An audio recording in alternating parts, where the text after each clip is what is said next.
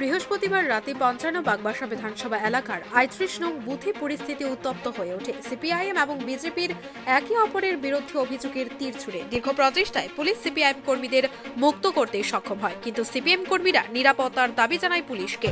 পুলিশের আশ্বাস পেয়ে অবশেষে অবরোধ মুক্ত হয়, কিন্তু তারপরও পরিস্থিতি নিয়ন্ত্রণের বাইরে ছিল।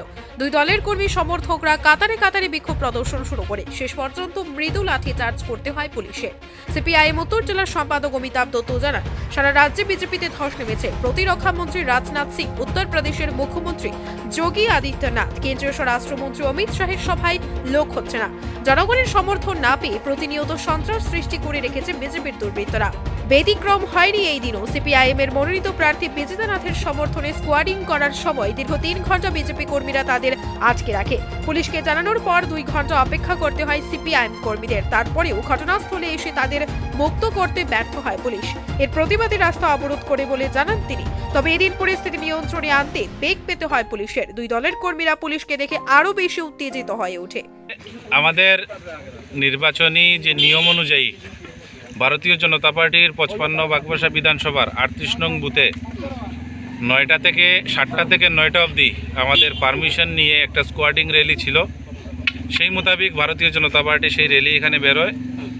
আমার কাছে হঠাৎ করে ফোন যায় যে সিপিএমের পারমিশন না থাকা সত্ত্বেও অপর দিক থেকে দুর্বৃত্তরা ভারতীয় জনতা পার্টিকে একটা র্যালি স্কোয়াডিংয়ের মাধ্যমে লাঠিসাটা দাঁড়িয়ে আক্রমণাত্মক একটা পরিস্থিতি তৈরি হয়েছে। আমি আমাদের কার্যকর্তাকে অনুরোধ করি এখানে যেখানে ছিলেন ওনারা দাঁড়িয়ে থাকার জন্য, এবং সঙ্গে সঙ্গে আমি আসি এই জায়গায়।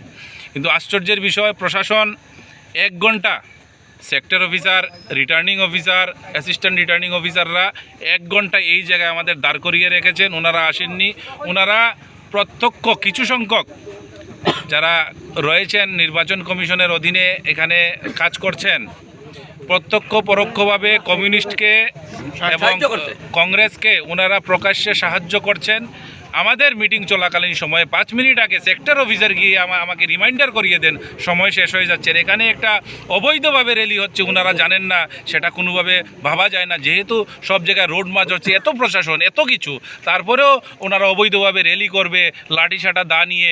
সেটা যারা গণতন্ত্র নিয়ে প্রশ্ন করেন তাদেরকে যে আমি প্রশ্নটা ছুড়ে দিলাম, যারা 5 বছর বলেছে ভারতীয় জনতা পার্টির সরকার চলাকালীন এখানে গণতন্ত্র নেই, আজকে ওনারা কংগ্রেস সিপিএম মিতালি করে অবৈধভাবে বিভিন্ন বিষয় আমাদের সামনে উঠে এসছে। ভারতীয় জনতা পার্টির প্রচারসজ্জা নষ্ট করা হচ্ছে। মোদিজির ছবি থেকে শুরু করে স্টিকার থেকে শুরু করে কালি লাগিয়ে দেওয়া হচ্ছে। আমাদের ফ্ল্যাগগুলো, আমরা 3বার ফ্ল্যাগ দিয়েছি, ফ্ল্যাগ সব তুলে ফেলা হচ্ছে, কিন্তু কমিউনিস্টের ফ্ল্যাগগুলো বহাল তবিয়তে রয়েছে। সেগুলো কাজ সারতে আমি নির্বাচন কমিশনকে অভিযোগ দায়ের করব। আমরা এক্ষুনি রিটার্নিং অফিসারের কাছে যাব, ওনারা কি ব্যবস্থা নেবেন সেইগুলো বিষয়ে আমরা দেখব, আলোচনা করব।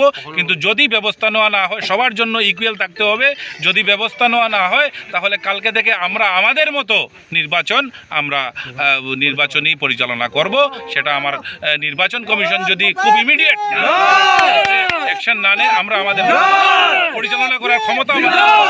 বাগবাসা বিধানসভা কেন্দ্রের মণ্ডল সভাপতি সুদীপ দেব জানান, বিজেপি দলের একটি স্কোয়াডিং চলছিল, তখন অবৈধভাবে কংগ্রেস ও সিপিআইএম এর দুর্বৃত্তরা লাঠি না দিয়ে আক্রমণ সংগঠিত করতে আসে।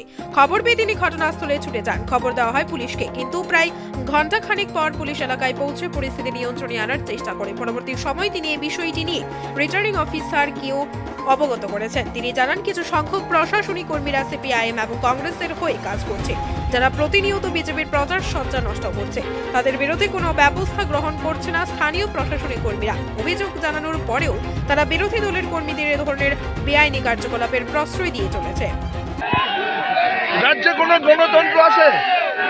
এই গত 5 বছরে গণতন্ত্র প্রতিদিন আক্রান্ত হয়েছে, আজকে আক্রান্ত হয়েছে।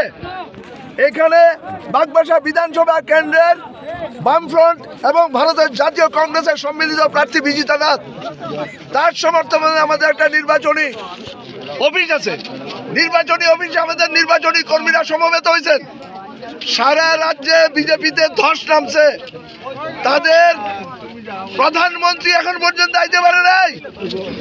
তাদের অমিত শাহের সভাতে লোক আসে না, রাজনাথ সিং এর সভাতে লোক আসে না, ওই যোগীনাথের সভাতে লোক আসে না। আমাদের কি অপরাধ?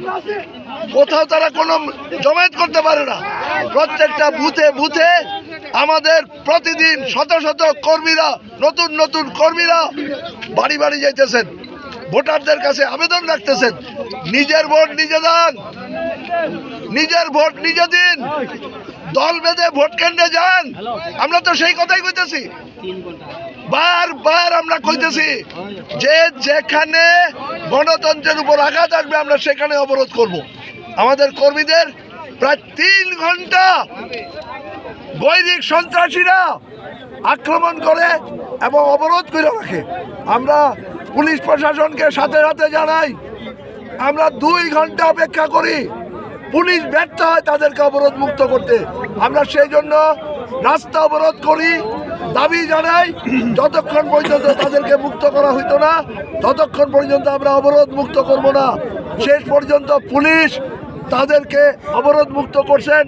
আমরা দাবি জানাইছি, যেখানে যেখানে গৈরিক সন্ত্রাসীরা আমাদের নেতা কর্মীদের উপর, বামফ্রন্ট এবং ভারতের জাতীয় কংগ্রেসের নেতা কর্মীদের উপর আক্রমণ করবেন, সেখানে সেখানে আমরা অবরোধ করব, সেখানে সেখানে আমরা আন্দোলনে থাকব, লড়াইয়ের মধ্যে থাকব এবং যাদেরকে অবরোধ করছিলেন তাদের আমরা নিরাপত্তার দাবি করছি। বর্তমানে এলাকার পরিস্থিতি থমথমে, মোতায়েন রয়েছে আধা সামরিক বাহিনী।